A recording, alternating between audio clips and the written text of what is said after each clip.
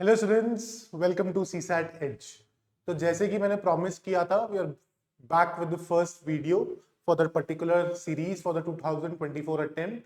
ठीक है, and topic for this video is the topic blood relations. ठीक है यार, मैंने एनालाइज करा कि पिछले 7 सालों में या पिछले 8-9 सालों में ब्लड रिलेशन टॉपिक में से वी हैव गॉट 7 क्वेश्चंस।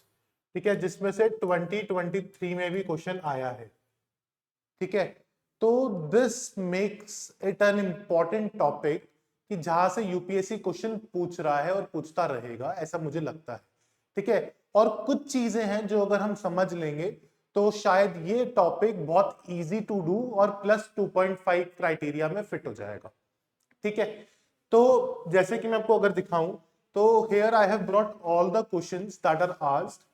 मैंने उन्हीं का स्क्रीनशॉट रखा है। ठीक है, तो ये करने से पहले let's understand and let's analyse कि ब्लड रिलेशन टॉपिक करेंगे कैसे। ठीक है, तो ये देखते हैं सबसे पहले। यार अगर अब मैं बात करता हूं ब्लड रिलेशन टॉपिक की, ठीक है, तो there are 2 or 3 things that we need to analyse. सबसे पहली चीज जो हमें एनालाइज करनी है ब्लड रिलेशन टॉपिक में, दैट इज फैमिली चार्ट। अगर ये हमें समझ में आ गया तो majority of the thing is already clear. ठीक है, what happens is I tell you, we people from the northern belt, ठीक है, तो वी हैव, हम हिंदी में बात करते हैं। एज अ रिजल्ट हम मम्मी के भाई को मामा जी बोलते हैं, और पापा के भाई को, अगर बड़ा भाई है तो ताऊ जी बोलते हैं, और पापा का छोटा भाई है तो इनको चाचा जी बोलते हैं। Correct, we have 3 different name words used for 3 different relation, but English में ये तीनों हमारे बन जाएंगे अंकल। ठीक है, उसी तरह से मम्मी की बहन हमारी मासी लगती है, बट पापा की बहन बुआ लगती है, लेकिन इंग्लिश में बोथ आर आंट। ठीक है, इसका डिफरेंशिएशन होता है maternal aunt, paternal aunt, but ये भी आपके यूपीएससी में नहीं आता है, they use the word aunt. ठीक है, तो अंडरस्टैंड करते हैं। जैसे अगर मैं बात करूं अपनी, I am talking about my self Ayush. ठीक है, मैंने अपनी बात करी। अब मैं अगर अपने सेम लेवल ऑफ जनरेशन की बात करूं तो कौन कौन आएगा? सबसे पहले आएगी माई वाइफ। ठीक है, my siblings, my sister, my brother, they will come. ठीक है, their partners would come, they will in turn turn out to be brother in law, sister in law. अब देखो, मेरी बहन के अगर हस्बैंड है तो हिंदी में मैं उनको जीजा जी बोलता हूं। करेक्ट, मेरे वाइफ का ब्रदर है तो हिंदी में बोलते हैं साला, but both will turn out to be brother in law in English. ठीक है, तो उसी तरह से वाइफ, सिबलिंग्स, सिबलिंग्स, पार्टनर, ये सब कौन आ गए? हमारे same relation, same generation. Correct, अगर अब मैं बात करूं इनसे ऊपर वाली जनरेशन की, where my mom and dad comes. ठीक है, here who will come? Mom, dad. ठीक है, मॉम डैड है, और वाइफ के मॉम डैड को नहीं बोलोगे तो मार खाओगे, तो इसलिए mother in law, father in law. Correct, 4 जने ऑलरेडी आ गए। अब मम्मी के भाई, पापा के भाई, वो भी तो आएंगे। ठीक है, वो सब किस में आ गए? Uncle, aunt. एक और है, यहां पर इस रिलेशन में अंकल आंट के बच्चों भी आते हैं, जिनको बोला जाता है कजन्स। ठीक है, आपके यूपीएससी में क्वेश्चन भी आया है, तो यहां पर एक जना और आता है, कजन्स। ठीक है, अब वो जेंडर न्यूट्रल वर्ड है, it can be either a sister cousin, mother cousin, मतलब ब्रदर कजन, कुछ भी हो सकता है। ठीक है, अगर अब मैं अपने से नीचे वाली जनरेशन की बात करूं तो सबसे पहले कौन आएगा? My kids, who will be basically son, daughter, तो इनके partner daughter in law, son in law, ये हो गए। ठीक है, फिर मेरे सिस्टर के जो बच्चे हैं तो वो भी तो उसी जनरेशन में आएंगे, what they will be called nephew and niece. Nephew यानी कि अब नेफ्यू में भी दोनों आ गए, जैसे हम हिंदी में बोलते हैं दीदी के बेटा इस भांजा, बट भाई का बेटा इस भतीजा, दोनों, बट यहां पर एक वर्ड है नेफ्यू, अपने आप लगाते रहो, ठीक है। एंड नीस इज डॉटर, मतलब female, and this is male, ठीक है। ये सब हमारे नीचे वाली जनरेशन में मिक्सर। एक जनरेशन और होती है मॉम डैड से भी ऊपर वाली जनरेशन, ठीक है। अगर मैं बात करूं तो मॉम डैड से ऊपर ग्रैंडफादर, ग्रैंडमदर। अब एक चीज का ध्यान रखना, यहां पर ग्रैंडफादर एंड ग्रैंडमदर ना मैंने दोनों लिखे, मतलब it can be my maternal grandfather और पैटर्नल ग्रैंडफादर, मतलब दादा और नाना दोनों हो सकते हैं, उसमें कोई कंफ्यूजन या कोई चेंजेस नहीं है, ठीक है। दादा नाना इज ग्रैंडफादर, नानी एंड दादी बोथ आर ग्रैंडमदर, ठीक है। तो हमारा फैमिली चार्ट ऐसा ऐसा दिखेगा, ठीक है। अब फुलों के साथ उससे नीचे या उससे ऊपर या जनरली यूपीएससी में इतना ही आता है, ठीक है। अब हम बात करते हैं few takeaways from this particular topic, जो हमें चीजें याद रखनी है, ठीक है। सबसे पहली चीज, शादी करने के लिए you need one boy one girl, तभी शादी होगी। ऐसा मत बोलना कि सर यूएस में तो 2 लड़के शादी कर रहे हैं और 2 लड़कियां शादी कर रही है तो उनकी भी तो हम करा सकते हैं क्वेश्चन में, नहीं बेटा। ब्लड रिलेशन टॉपिक सीसैट के लिए, शादी अगर करनी है तो एक लड़का और एक लड़की करेंगे, 2 लड़के या 2 लड़कियां शादी नहीं कर सकते, that is point number 1। 2, 1 man plus 1 women married, marriage, ठीक है। Second thing, never ever assume a gender just by name. Question में there can be a girl with the name Ayush और there can be a boy with the name Priya, ठीक है। तो gender से एकदम आप इस चीज का एस्टिमेट मत लगाइएगा या ये प्रिडिक्ट मत करिएगा कि अच्छा पंकज दिया है तो वो लड़का होगा, until and unless it is very explicitly mentioned or given in the question, तब तक अज्यूम नहीं करेंगे। तो क्या है, never assume a gender by name, ठीक है। सिर्फ नाम से हम कभी जेंडर अज्यूम नहीं करेंगे, ये चीज हमें बहुत ध्यान रखनी है, ठीक। तीसरी चीज अब हम देखेंगे, how do we denote the relations, ठीक है। How do we denote the relations, for example मैंने बोला ए इज द ब्रदर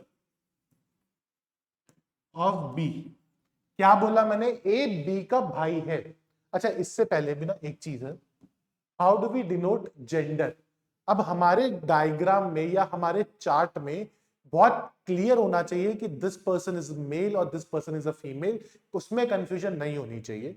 तो उसको करने का क्या तरीका है, देखो मैं क्या करता हूं और आप कुछ और भी फॉलो कर सकते हैं, बस एक यूनिफॉर्मिटी मेंटेन करिएगा, ठीक है। मैं क्या करता हूं, I denote male by plus and female by minus. यार क्यों करता हूं पता नहीं, शायद बचपन से ऐसे ही किया है मैंने, ठीक है। इसका कोई पीछे का स्टोरी या कोई रीजन नहीं है, आप चाहो तो रिवर्स कर लो, आप चाहो तो सर्कल स्क्वायर कर लो, स्क्वायर सर्कल कर लो, ट्रायंगल स्क्वायर कर लो, ठीक है, स्क्वायर ट्रायंगल कर लो, कोई भी इनका मिक्स मैच कर लो, आपके ऊपर है, उसमें कहीं से कहीं तक कोई कंफ्यूजन नहीं है। बस ये रखिएगा अगर हर जगह मेल के लिए प्लस यूज कर रहे हैं तो हर जगह मेल के लिए प्लस ही करें, ऐसा ना करें एक जगह प्लस हो, एक जगह स्क्वायर हो, एक जगह ट्रायंगल हो, खिचड़ी बन जाएगी दिमाग में, ठीक है। अब वही चीज पे दोबारा आते हैं कि how do we denote a relation, ठीक है। मैंने स्टेटमेंट दी थी A is the brother of B, ठीक है। क्या बोला मैंने, A is the brother of B. अब मैं इसको कैसे लिखूंगा, देखो A is the brother of B मुझे समझ में आ रहा है कि they are in the same generation, ऊपर नीचे तो नहीं है, तो मैं सेम जनरेशन को कैसे डिनोट करूंगा, A is the brother of B, A male है, B. I use single line to connect two people for their being siblings, ठीक है, अगर अब मैं स्टेटमेंट देता हूं A is the husband of B, A is the husband of B, husband wife के बीच में I will be using double. ठीक है, मैंने क्या किया, यहां पर सिंगल बॉन्ड है सिबलिंग्स में, यहां पर डबल बॉन्ड है हस्बैंड वाइफ में। एक और चीज, अगर A is the husband of B है तो B is the wife of A automatically हो जाएगा। बट यहां पर मेरे को बी का जेंडर नहीं पता, B can either be a sister of A और B can be the brother of A, I am not very sure till now. But यहां पर जैसे ही बोला A is the husband of B, since दो जन्म में शादी तभी होगी जब एक मेल और एक फीमेल होगा, तो A is the husband of B, that means B is the wife of A. ठीक है, तीसरी चीज बोलता हूं मैंने बोला A is the son of A, of B sorry. ठीक है, A is the son of B मैंने बोला, तो ए सन, अब यहां पे जनरेशन गैप है तो ऐसे जनरेशन गैप दिखाया और मैंने शो कर दिया कि बी का बेटा ए है, क्लियरली समझ में आ रहा है इससे। ठीक है, अब मैंने बोला B is the daughter of C. क्या बोला, B is the daughter of C, तो बी डॉटर है सी की।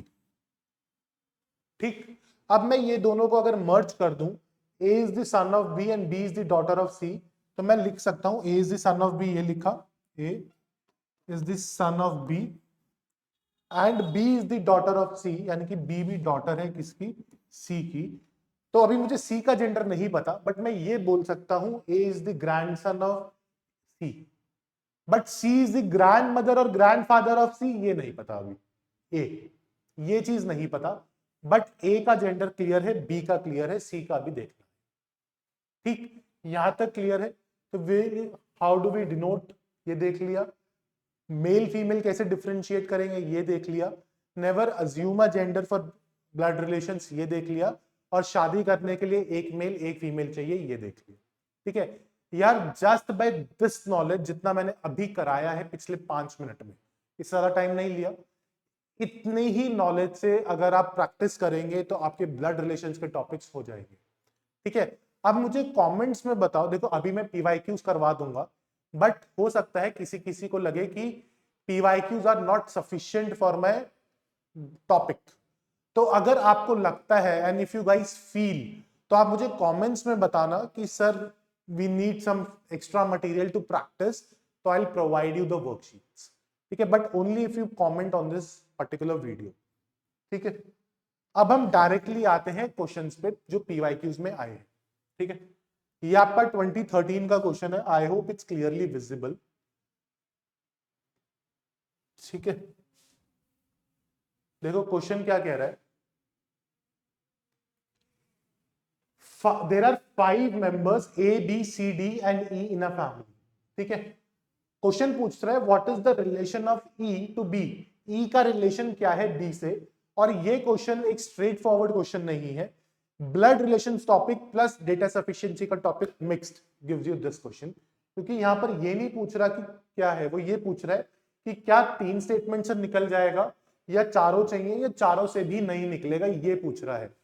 एक्चुअल में क्या रिलेशन है, that is not what I am concerned with. ठीक है, तो देखते हैं what is the relation of E to B. अभी पहले मैं चारों स्टेटमेंट का एक बारी डेटा लिखता हूं, फिर उसके बाद इंडिविजुअली देखूंगा कि किससे निकल सकते हैं। A and B are married couple. A and B are married couple, double bond, लेकिन पता नहीं है कौन मेल है कौन फीमेल। फिर D is the father of C, ठीक है, E is D son and A and C are sisters।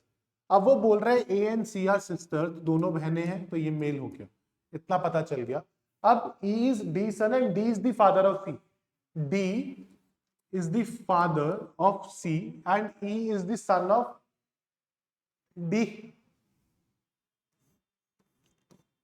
सब पता चल गया। तो relation of E to B क्या है, ब्रदर इन लॉ, क्लियर है ये तो। बट सॉरी, क्वेश्चन क्या पूछ रहा है कि कितने डेटा से हम निकाल सकते, अगर वो बोले स्टेटमेंट 1, 2 एंड 3 आर सफिशिएंट, तो स्टेटमेंट 4 क्या है, A and C are sisters. अब देखो, अगर मैं सिर्फ स्टेटमेंट 1, 2 एंड 3 यूज करूं, A and B are married couple, ठीक है, D is the father of C, D is the father of C and E is D son, E is D son, but C and A के बीच में relation नहीं पता है, तो मैं ई एंड बी के बीच में रिलेशन तो निकाल ही नहीं सकता, तो जिसकी वजह से मेरा ऑप्शन 1 एलिमिनेट हो जाएगा। ठीक है, अब आते हैं ऑप्शन 2 पे। Statement 1, 3 and 4 are sufficient. Statement 1 तो यही बोल रहे हैं A and B are married, फिर 3 बोलता है इज डी सन, 4 बोलता है A and C are sisters, A and C are sisters, and बोलता है is D son, E is D son. इतना पता है, ई एंड सी के बीच में रिलेशन नहीं पता तो ई एंड बी में नहीं निकलेगा, तो जिसकी वजह से ऑप्शन बी भी एलिमिनेट करूंगा। ठीक है, अब वो थर्ड ऑप्शन क्या बोलता है, state all 4 statement together are sufficient. क्या चारों से मैं निकाल पा रहा हूं, मैंने पहले ही निकाल दिया था चारों से, करेक्ट। मैं तो ये देख रहा था कि क्या इससे कम में भी निकल रहा है या नहीं, ये मेरे को देखना था। एंड ऑप्शन डी बोलता है all 4 statements are not sufficient. नहीं, हम थर्ड वाला तो निकाल रहे हैं कि all 4 statements are sufficient for me to answer, so hence my option would be option C. ठीक है, करेक्ट आंसर क्या हो जाएगा, ऑप्शन सी। ठीक है,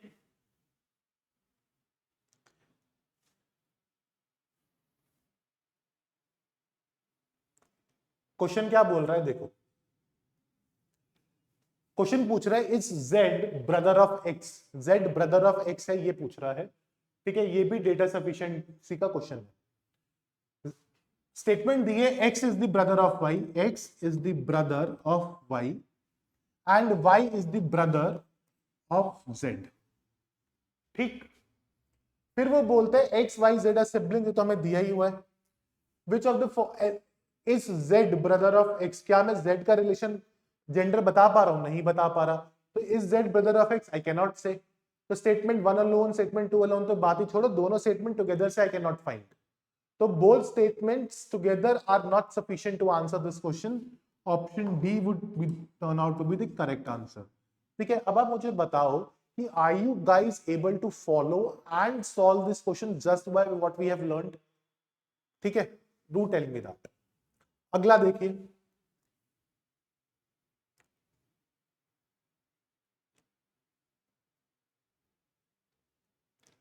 P, Q, R, S, T and U are 6 members of a family. R is the spouse of Q. R is the spouse of Q. U is the mother of T. U is the mother of T. And S is the daughter of U. S is the daughter of U. S is the daughter of U. And our son is P. Our son is P. ठीक है, there are two couples in the family. Which one of the following is correct? Two couples है, देखो R and Q are married. P and U को अगर मैं शादी करा दूं तो मेरी बात बन रही है, क्योंकि वो है हस्बैंड वाइफ। ठीक है, तो Q इज द ग्रैंडफादर नहीं, Q इज द ग्रैंडमदर नहीं, R is the mother of P पता नहीं, P is the grand daughter of Q। अब एक सेकेंड रुको, P's daughter is T, T and S, एक second, U is the mother of T and S is the daughter of U. S is the daughter of U. U is the mother of T and S is the daughter of U. P's daughter is T. P's daughter is T, तो ये दोनों बहनें हैं, correct. तो R is the mother, T is the granddaughter of Q, ये चीज मैं clearly बोल सकता हूँ सिंस बोथ आर फीमेल। बाकी चीजों के लिए मेरे पास R एंड Q का जेंडर डिफाइन नहीं है, तो R is the mother or Q is the grandfather, Q is the grandmother, I don't know. The only thing that I know is T is the granddaughter of Q. So option D would turn out to be the correct answer here. ठीक है, correct answer क्या होगा, option D. अगला देखते हैं, I'll write it here only with red. A family of 2 generations very important कि सिर्फ 2 generation है इस क्वेश्चन में, this is very important generation. Consisting of 6 members, P, Q, R, S, T, and U, has 3 males and 3 females. There are 2 married couples, 2 married couples हैं, and 2 unmarried siblings, 2 unmarried siblings हैं. U is P's daughter. U is P's daughter. ठीक। फिर हमें बोलता है Q is R's mother-in-law.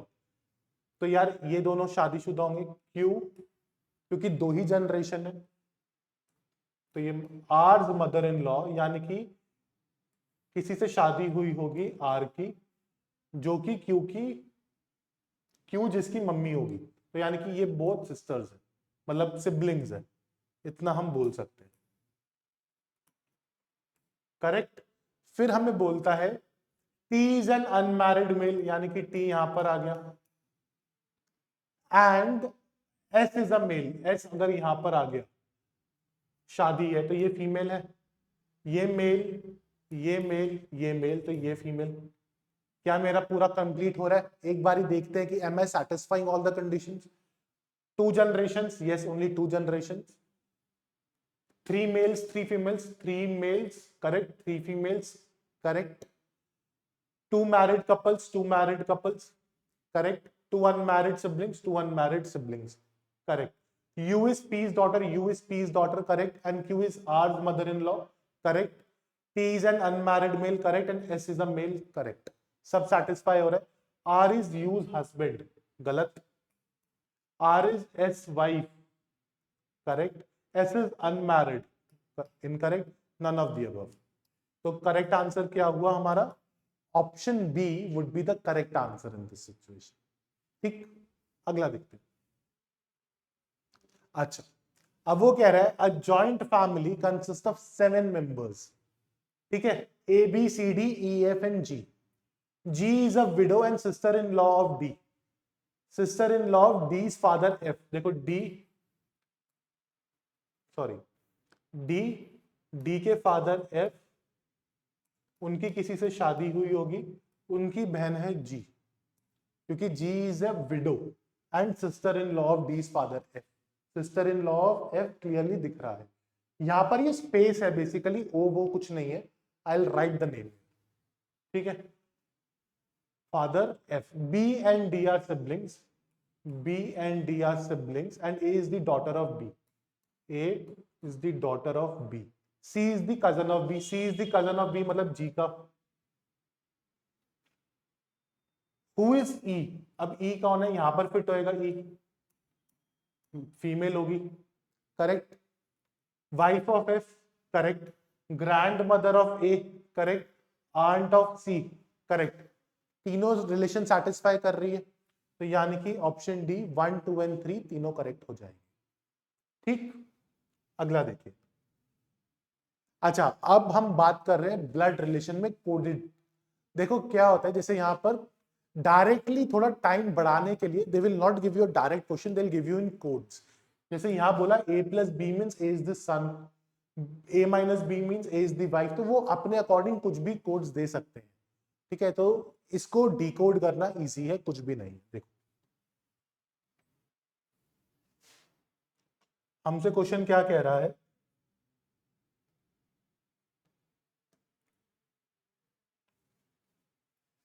a plus b means is the son of b, p plus r will mean p is the son of r, p is the son of r, r minus q मतलब a is the wife of q, तो यानी कि r is the wife of q, correct. q is the son, q is the wife, q is the father। क्या हम निकाल पा रहे हैं q का जेंडर? हम q का जेंडर ही नहीं निकाल पाएंगे, तो यानी कि none of the above would turn out to be the correct answer, क्योंकि q इज द सन नहीं हो सकता, q इज द वाइफ नहीं हो सकता, q इज द फादर नहीं हो सकता, तो none of the above would turn out to be the correct answer for this, ठीक है। q is this correct. अगला देखते हैं।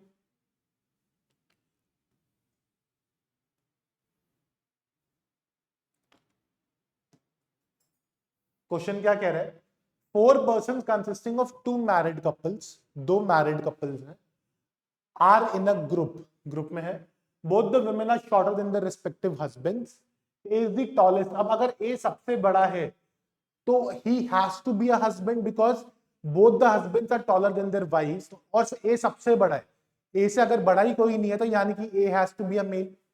ठीक है. C is taller than B, C is taller than B.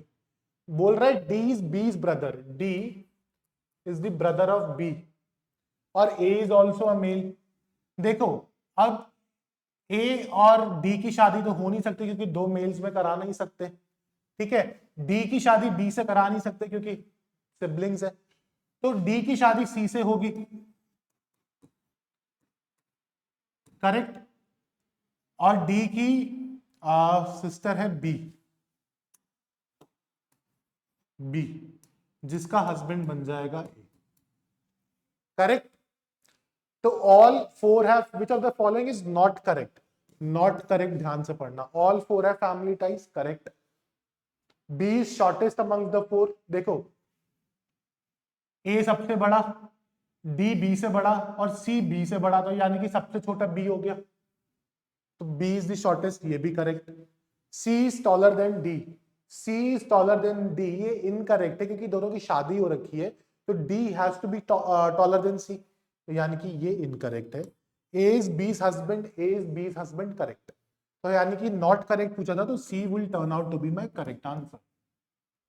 ठीक है. So with this we have done all the PYQs that were asked in your UPSC CSE CSAT paper till now. ठीक है, मतलब अभी तक के, मतलब आई हैव डन लास्ट 2013 से 23, पिछले 11 साल के पेपर देखे, ठीक है. इसमें इतने ही क्वेश्चन आए थे. अगर अब आपको लगता है कि ब्लड रिलेशंस के लिए और प्रैक्टिस क्वेश्चंस चाहिए तो मुझे कमेंट करो इस वीडियो पे. एंड अगर आपको लगता है कि there are certain things that we can add on, do comment on this video guys, and do share it with your friends, subscribe the channel and like my video guys. चलो bye bye, take care.